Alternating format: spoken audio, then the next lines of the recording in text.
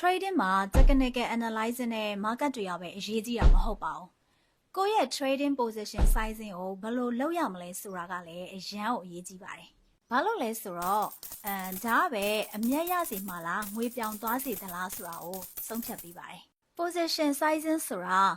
trade တစ်ခုမှာကိုယ့်ရဲ့ငွေဘယ်လောက်အထိအသုံးပြုမလဲဆိုတာကိုဆုံးဖြတ်ချက်ချခြင်းဖြစ်ပါတယ်။တကယ်လို့ကိုယ့်ရဲ့ position ကအရန်ကြီးရင်တော့မအောင်မြင်တဲ့ trade တစ်ခုမှာငွေကိုအကုန်ရှုံးရနိုင်ခြေလည်းများပါတယ်။တကယ်လို့အရန်သေးပြန်ရင်လည်း trade အောင်ရင်တော့မှအမြတ်ပွားနိုင်မှာမဟုတ်ပါဘူး။အသုံးအများဆုံးနည်းတစ်ခုကတော့ trade တစ်ခုမှာကိုယ့်ရဲ့ငွေကို100%ကနေ200%ထက်ပိုမသုံးခြင်းပဲဖြစ်ပါတယ်။အရင်ဆုံးလောက်ရမှာတော့ကို့မှာဒေါ်လာ1000ရှိတယ်လို့ဆိုကြပါစို့။100%ဖြစ်တဲ့ဒေါ်လာ30ကိုသုံးလိုက်တယ်။ပြီးတော့ကိုယ့်ရဲ့ stop loss level ကိုသတ်မှတ်ပါ။ပြပေးထားတဲ့ formula အတိုင်းကိုယ့်ရဲ့ trade ကိုတွက်ကြည့်လိုက်ပါ။ဒီလိုနည်းလမ်းကိုသုံးမယ်ဆိုရင်တော့တကယ်လို့အကြိမ်ကြိမ် trade ရှုံးရင်တော့မှကိုယ့်အတွက်ကြီးမားတဲ့ဆုံးရှုံးမှုမဖြစ်စေနိုင်ပါဘူး။ position sizing ဟာတင်ချလို့တွက်ပြီးလုပ်ရတဲ့နည်းပဲမဟုတ်ပါဘူး